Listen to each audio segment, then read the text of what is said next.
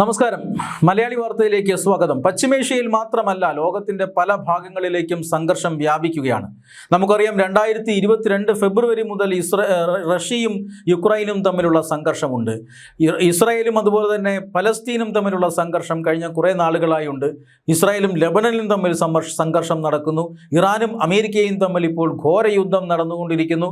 ഈ സംഘർഷങ്ങളെല്ലാം ഒന്നല്ലെങ്കിൽ മറ്റൊരു രീതിയിൽ ഈ രാജ്യങ്ങളെ മാത്രമല്ല, ഈ തമ്മിലടിക്കുന്ന രാജ്യങ്ങളെ മാത്രമല്ല, ലോകമെമ്പാടുമുള്ള രാജ്യങ്ങളെ വളരെ ദോഷകരമായി ബാധിച്ചിട്ടുണ്ട്. ഈ റഷ്യയും യുക്രൈനും തമ്മിലുള്ള യുദ്ധം തുടങ്ങിയ കാലഘട്ടത്തിൽ പട്ടിണിയായി പോലെ ഒട്ടേറെ രാജ്യങ്ങളുണ്ട്. അവർ ഈ റഷ്യക്കെതിരെ വലിയ സാമ്പത്തിക ഉപരോധം യൂറോപ്പും അമേരിക്കയും എല്ലാം ഏർപ്പെടുത്തുന്നു. പിന്നീട് റഷ്യയിൽ നിന്നും എണ്ണ വാങ്ങുന്നതിൻ്റെ പേരിൽ ഇന്ത്യൻ ഉൽപ്പന്നങ്ങൾക്ക് തീരുവ ചുമത്തുന്നു. എന്തെല്ലാം പ്രശ്നങ്ങളാണ് ഈ യുദ്ധം കാരണം ഉണ്ടായിക്കൊണ്ടിരിക്കുന്നത്.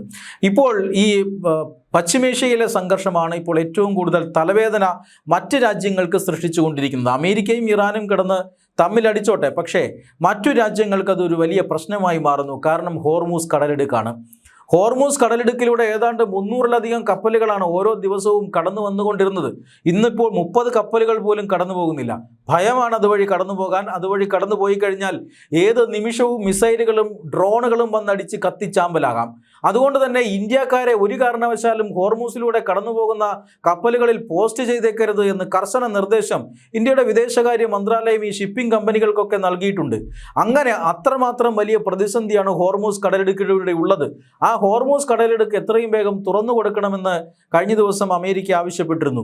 ആ അമേരിക്കയുടെ ആവശ്യത്തെ ഏറെക്കുറെ തിരസ്കരിക്കുകയാണ് ഇപ്പോൾ ഇറാൻ ചെയ്തിരിക്കുന്നത്. ഹോർമൂസ് കടലിടുക്കൊക്കെ ഞങ്ങൾ തുറന്നു കൊടുക്കാം, പക്ഷേ ഞങ്ങൾക്കൊരു 6 ആവശ്യങ്ങളുണ്ട്.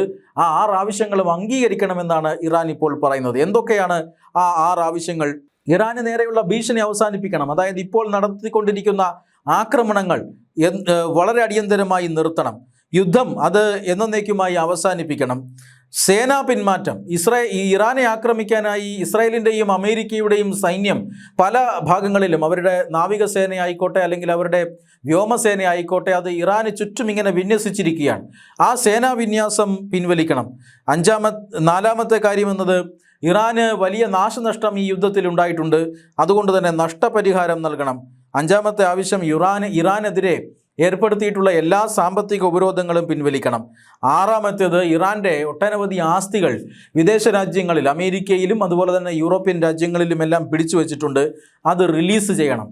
ഈ 6 ആവശ്യങ്ങൾ അംഗീകരിച്ചാൽ മാത്രമേ എന്തെങ്കിലും തരത്തിലുള്ള വെടിനിർത്തൽ അല്ലെങ്കിൽ കപ്പലുകളെ ആക്രമിക്കാതിരിക്കുക, ഹോർമൂസ് കടലിടുക്ക് തുറക്കുക എന്നിങ്ങനെയൊക്കെയുള്ള കാര്യങ്ങൾക്ക് സാധ്യതയുള്ളൂ എന്നാണ് ഇറാൻ ഇപ്പോൾ പറയുന്നത്. പക്ഷേ ഈ 6 ആവശ്യങ്ങൾ അമേരിക്കയ്ക്ക് സ്വീകാര്യമാകുമോ? ഒറ്റ നോട്ടത്തിൽ തന്നെ അത് സ്വീകാര്യമല്ല എന്ന് പറയാം.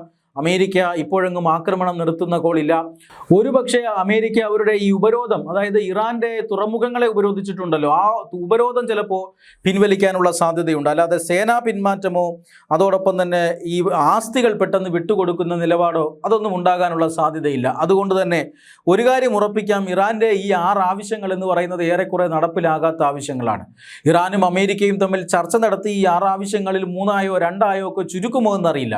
പക്ഷെ അങ്ങനെ ചുരുക്കിയില്ല എങ്കിൽ തീർച്ചയായിട്ടും ഈ ആവശ്യം നടക്കാൻ കഴിയാത്തതാണ് അല്ലെങ്കിൽ നടപ്പാക്കാൻ കഴിയാത്തതാണ്. ആ രീതിയിലേക്ക് അമേരിക്കൻ സർക്കാർ പോകുമെന്ന് അല്ലെങ്കിൽ ഡൊണാൾഡ് ട്രംപ് പോകുമെന്ന് കരുതണ്ട. അതുകൊണ്ട് തന്നെ സംഘർഷം ഇപ്പോഴും അങ്ങനെ തന്നെ തുടരാനാണ് സാധ്യത.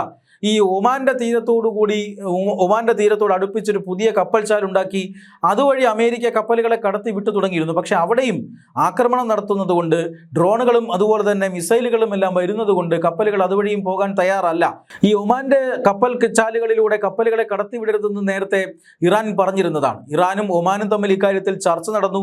ഏതാണ്ട് ഈ ഹോർമൂസ് കടലിടുക്കുമായി ബന്ധപ്പെട്ട് 2 രാജ്യങ്ങളും ഒരു ഏകീകൃത അഭിപ്രായത്തിലേക്ക് വന്നു കഴിഞ്ഞിരിക്കുന്നു. അതുകൊണ്ട് ഹോർമൂസ് കടലിടുക്ക് ഇപ്പോഴെങ്ങും തുറക്കുമെന്ന് കരുതണ്ട. ഇറാൻ്റെയോ ഒമാൻ്റെയോ അധികാരമില്ലാതെ അതുവഴി കപ്പലുകളൊന്നും പോകുന്ന പ്രശ്നമില്ല എന്നൊരിക്കൽ കൂടി പ്രഖ്യാപിക്കുകയാണ് ഇപ്പോൾ ഇറാൻ ചെയ്തിരിക്കുന്നത്. എന്ന് പറഞ്ഞാൽ ഇന്ത്യ ഉൾപ്പെടെയുള്ള രാജ്യങ്ങൾ വലിയ പ്രതീക്ഷയോടെ കാത്തിരിക്കുകയാണ്. എണ്ണ, പ്രകൃതിവാതകം ഇതെല്ലാം ഇന്ത്യയിലേക്ക് വരേണ്ടതുണ്ട്. അതിന് ഈ പറയുന്ന സപ്ലൈ ചെയിൻ മുറിയാതിരിക്കണം. പക്ഷേ ഇപ്പോൾ സപ്ലൈ ചെയിൻ പൂർണ്ണമായും മുറിഞ്ഞിരിക്കുന്നു എന്നുള്ളതാണ് ഏറ്റവും പ്രധാനപ്പെട്ട കാര്യം. മറ്റൊരു പ്രധാന കാര്യം എന്നത് കരിങ്കടലിലേക്ക് ഇപ്പോൾ തുർക്കിയും ഇറങ്ങിയിരിക്കുകയാണ്. തുർക്കി കരിങ്കടലിൽ ഇറങ്ങി തുർക്കിയുടെ നാവികസേന മറ്റ് കപ്പലുകളെ തടയാൻ തുടങ്ങിയിരിക്കുന്നു. തുർക്കി നാവികസേനയുടെ ലക്ഷ്യം റഷ്യയാണ്. റഷ്യ ഈ പറയുന്ന യുക്രൈനു നേരെ ആക്രമണം നടത്തിക്കൊണ്ടിരിക്കുന്ന രാജ്യമാണ്. എണ്ണ വിറ്റ പൈസ കൊണ്ടാണ്, അല്ലെങ്കിൽ ഇന്ത്യ അടക്കമുള്ള രാജ്യങ്ങൾക്ക് എണ്ണ വിൽക്കുന്ന പൈസ കൊണ്ടാണ് ഇവർ ഈ യുദ്ധം ചെയ്യുന്നത്. എണ്ണ ഇവരുടെ പക്കൽ നിന്ന് വാങ്ങരുത് എന്ന് പറഞ്ഞാൽ ഇന്ത്യ അത് കേൾക്കുന്നില്ല. നിരന്തരം ഇന്ത്യ എണ്ണ വാങ്ങിക്കൊണ്ടിരിക്കുന്നു. അതുകൊണ്ട് തന്നെ ഇന്ത്യക്ക് പണി കൊടുക്കാനുള്ള സാധ്യതയുണ്ട്. ഇന്ത്യക്ക് പണി കൊടുക്കാനായി യൂറോപ്യൻ യൂണിയൻ നിശ്ചയിച്ചിരിക്കുന്നത് തുർക്കിയാണ്. കാരണം തുർക്കിയും ഇന്ത്യയും തമ്മിൽ ശത്രു രാജ്യങ്ങളാണ് എന്ന് നമുക്കറിയാം. ഇന്ത്യക്ക് ഒരു പണി കൊടുക്കണമെന്ന് പറഞ്ഞ് തുർക്കിയെ ഏൽപ്പിച്ചു കഴിഞ്ഞാൽ തുർക്കി അത് വളരെയധികം ആത്മാർത്ഥതയോടുകൂടി ചെയ്യുമെന്ന് ഈ യൂറോപ്യൻ രാജ്യങ്ങൾക്ക് നന്നായിട്ട് അറിയാം. അതുകൊണ്ടാണ് തുർക്കി അതിനുവേണ്ടി പിടിച്ചിരിക്കുന്നത്. തുർക്കിയും അതിനകത്ത് കരിങ്കടലിൽ ഇറങ്ങി റഷ്യയുടെ എണ്ണക്കപ്പലുകളെയാണ് തടയുന്നത്. റഷ്യയുടെ എണ്ണ കയറ്റുമതി കേന്ദ്രമായ നോവോറോസിസ്കിലേക്ക് ഉള്ള കപ്പലുകളാണ് തടയുന്നത്. അവിടെ നിന്ന് തിരിച്ചിങ്ങോട്ട് വരുന്ന കപ്പലുകളെയും തുർക്കി തടയുന്നുണ്ട്. ഇത് ഇന്ത്യയെ സംബന്ധിച്ചിടത്തോളം ആശങ്കാജനകമാണ്. ഗൾഫ് മേഖലകളിൽ അല്ലെങ്കിൽ ഹോർമൂസ് കടലിടുക്ക് തുറന്നില്ലെങ്കിലും കുഴപ്പമില്ല, ഇന്ത്യയിലേക്ക് എണ്ണ എത്തിത്തുടങ്ങും. പക്ഷേ ഈ ഒരു റോവോറോസ്ക് എന്ന് പറയുന്ന തുറമുഖം, അവിടേക്ക് കപ്പലുകൾ പോയില്ല എങ്കിൽ തീർച്ചയായും റഷ്യൻ ടാങ്കറുകൾ വന്നില്ല എങ്കിൽ തീർച്ചയായും അത് ഇന്ത്യയെ ബാധിക്കും.